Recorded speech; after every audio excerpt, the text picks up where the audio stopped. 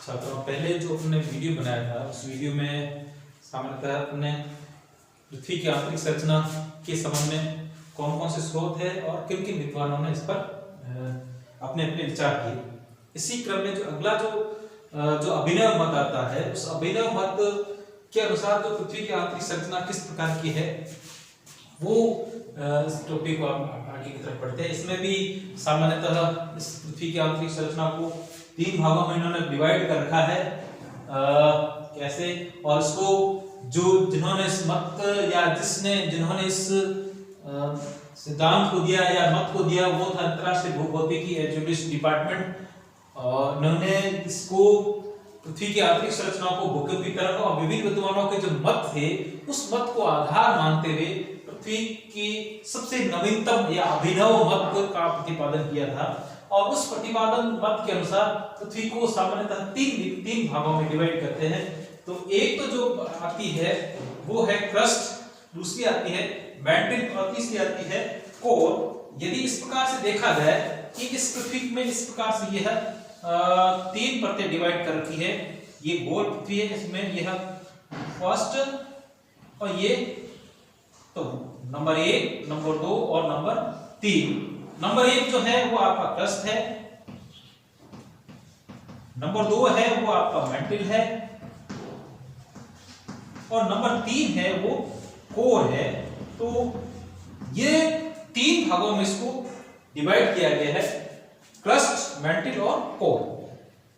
सामान्यतः ये 3 भाग का जो विभाजन होता है वो उसमें पाई जाने वाली चट्टानों के रूप, उनका स्वरूप, चट्टानों के अलावा चट्टानों का घनत्व, अंदर का तापमान और साथ ही जो एविडेंस है उन एविडेंस को या जो भूकंपीय तरंगों की जो वेव्स गई है उनके प्रवाह मार्ग की प्रकृति को आधार मानते हुए इन्होंने 3 प्रमुख डिवाइडेशन किए हैं, क्रस्ट, मैंटल और कोर। फर्स्ट आपका क्रस्ट, सेकंड और इस प्रकार। तो यदि हम इस आपका कोई टुकड़ा काटते हैं तो मान लीजिए ये टुकड़ा इस प्रकार से काटते हैं तो काटने के बाद ये हमें इस प्रकार से दिखाई देगा। यानी कि ये जो भाग आपको जो दिखाई दे रहा है ये सबसे ऊपरी भाग है और इस ऊपरी भाग में जो मेन जो डिवाइड कर रखे हैं ये यहां तक का पूरा भाग है वो क्रस्ट, ये बीच का मैंटल और ये आपका कोर। और इसको भी अलग अलग प्रकृति, उनकी पाई जाने वाली चट्टानों, उनकी गहराई, उनके डेप्थ, उनके घनत्व और उनके इसके बारे में विभिन्न विद्वानों के द्वारा किए गए अध्ययन और इनके द्वारा एक आपस में जो सब दोनों के मिश्रण क्षेत्र जिसे डिसकंटिन्यूटीज कह सकते हैं वो, इन सभी को आधार मानते हुए ये जो इन्होंने अर्थ का यह मुख्य डिवाइडेशन कर रखा है। फर्स्ट आता है ऊपरी परत जो सामान्यतः परतदार चट्टानों से बनी हुई है, ये 2 से 4 किलोमीटर का पूरा भाग माना जाएगा। इसके बाद का पूरा जो लगभग 50 से 60 किलोमीटर का, मतलब ये 2 किलोमीटर से लगाकर 50 से 60 किलोमीटर का पूरा क्षेत्र ये क्रस्ट कहलाएगा। और ये क्रस्ट है, इसमें भी 2 भाग है, ऊपरी क्रस्ट और निचली क्रस्ट। इन दोनों में जो तत्वों या इन दोनों के बीच में एक डिसकंटिन्यूटी पाई जाती है जिसे कहते हैं कोनार्ड सीमा या विक्टर कोनार्ड नाम एक विद्वान थे, इन्होंने इसको ज्ञात किया था, इसी कारण इसको कोनार्ड सीमा के नाम से जाना जाता है। और इस 50 किलोमीटर के बाद से लगाकर या 2885 किलोमीटर तक का पूरा जो क्षेत्र है ये मैंटल के नाम से जाना जाएगा। और इसके बाद के जो 2885 किलोमीटर से लगाकर 6371 किलोमीटर का जो पूरा भाग है वो कोर के नाम से जाना जाएगा। ये पूरा का पूरा भाग है, इसमें मैंने क्या कहा, चट्टानों में घनत्व में फर्क पाया जाता है, साथ ही चट्टानें भी अलग अलग प्रकार की पाई जाती है और साथ ही इनका जो रूप है, इनकी जो अंदर का जो स्वरूप है वो भी अलग पाया, ठोस है, द्रव है या किस अवस्था में है। तो इसके लिए इन्होंने आधार क्या रखा था, भूकंपीय तरंग और उसके विभिन्न विद्वानों के मत थे। तो जब ये मत होने के बाद तो ये आया कि क्रस्ट, मैंटल और कोर आपस में भिन्न कैसे हैं। तो जब स्वेस ने बताया था कि स्वेस के अनुसार 3 प्रकार की परत थी, पहली सियार, दूसरी सीमा और तीसरी निफे, तो सॉरी निफे थी। तो इसी प्रकार से बाद में इन्होंने क्या किया, क्रस्ट, मैंटल और कोर कर दिया। तो ये एक प्रकार का विभाजन है जो इसको पृथ्वी के आंतरिक भागों को बताता है। अब यदि हम लोग आकार और उसकी स्थिति को देखते हैं तो क्रस्ट तो मात्र 50 किलोमीटर के बीच में ही समाप्त हो जाती है, परंतु जो आपकी मैंटल है वो 50 किलोमीटर से लगभग 2885 मतलब 3000 किलोमीटर की गहराई तक का पूरा मैंटल, और 3000 से लगभग 6 तो 3000 के आसपास की उसमें आपके कोर और मैंटल का ही भाग है, ये क्रस्ट तो मामूली सा भाग है। परंतु क्रस्ट एक ऐसी आकृति है, ऐसी भाग है, परत है जो सबसे ज्यादा महत्वपूर्ण है, सबसे ज्यादा एक्टिव मोड में रहती है, और साथ ही सबसे ज्यादा जो मानव के लिए कह सकते हैं तो वो सबसे ज्यादा इफेक्टिव जो परत पाई जाती है, ये सबसे अधिक परत पाई जाती है। इस परत में के बाद जो आती है इन दोनों को, ये ऊपरी क्रस्ट और निचली क्रस्ट दोनों को जोड़ने वाली सीमा को तो कोनार्ड सीमा कहते हैं।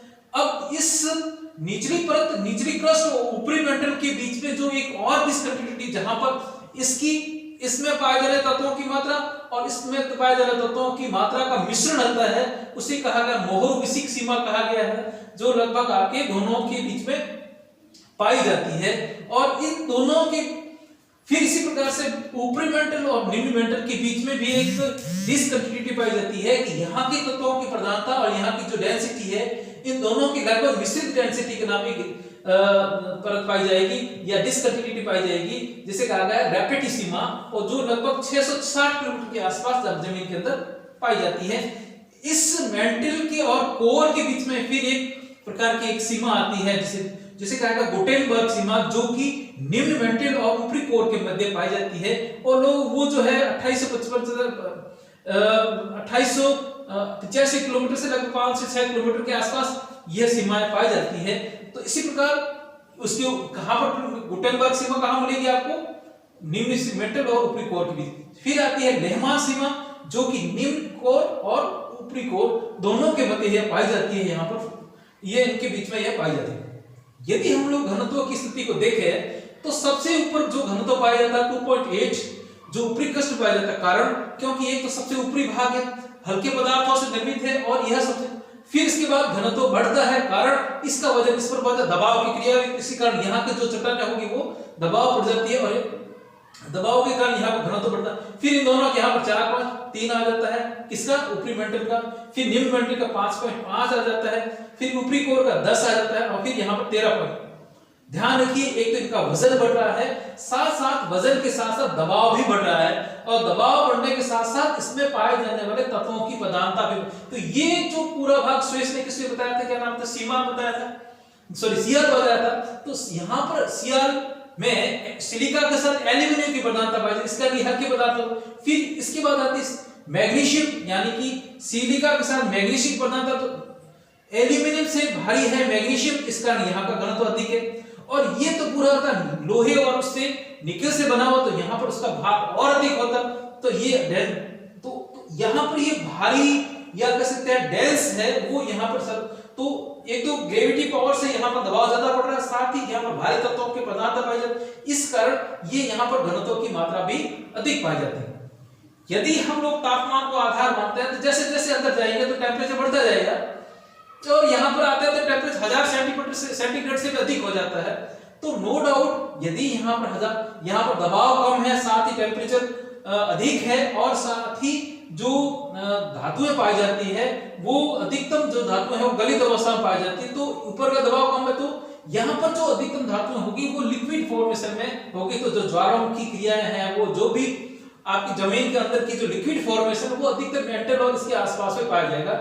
परंतु इसके नीचे की तरफ जाएंगे, कोर आता है। कोर एक तो भारी पदार्थों से निर्मित है, साथ ही प्रेशर अधिक है, तो यहाँ पर वापिस जो भारी चट्टानें हैं वो लिक्विड अवस्था में न होकर ठोस अवस्था में, कारण कि पानी में यदि हम लोग ठोस अवस्था होगी, पानी यदि लिक्विड फॉर्म में है और उसमें कोई चीज जो ठोस हो वो नीचे जमता है, ठीक यहाँ पर भी जो चट्टान है वो धीरे धीरे 1/1 जमती है, ठीक वही ग्रेविटी फैक्टर के कारण। तो यहाँ पर वापस ठोस की कंडीशन आ जाती है। तो यदि द्रव्यमान का आधार माने या आयतन का आधार माने तो क्रस्ट का आयतन 0.5 है और द्रव्यमान इसका 0.2 ही है, जबकि मेंटल का आयतन 85.5 है और आपका द्रव्यमान 68 पॉइंट है और कोर का 16.8 है आयतन है और 32% इसका द्रव्यमान है। तो नो डाउट यह एक इस प्रकार का वो खाका है जिससे हम लोग पृथ्वी के आंतरिक भाग की परतों के बारे में एक संक्षिप्त जानकारी ले सकते हैं। यदि आपके सामने प्रश्न आता है कौन सी डिसकंटिन्यूटी किन परतों के बीच में पाई जाती है, तो आपके सामने तो अपने आप में कोनार्ड सीमा, फिर आता है रैपिड सीमा, फिर गुटेनबर्ग सीमा, फिर आता है लेमा सीमा। मतलब हर एक दो परतों के बीच में एक छोटी सी डिसकंटिन्यूटी आती है जो ऊपरी की विशेषता और दूसरी विशेषताओं के बीच के मिश्रण को बताती है। ये सीमाएं का मतलब ये है कि ये अपनी पहचान है, इसमें भी अपनी पहचान, परंतु ये उसका मिश्रण जोन होगा। तो ये जो मिश्रण जोन है अलग अलग नामों से, कोनार्ड सीमा, मोहरोविसिक लिमिट, फिर रैपिड सीमा, गुटेनबर्ग सीमा, लेमा सीमा। तो ये कभी कभार आपसे प्रश्न पूछा जाए कौन सी सीमा किसके बीच में पाई जाती है।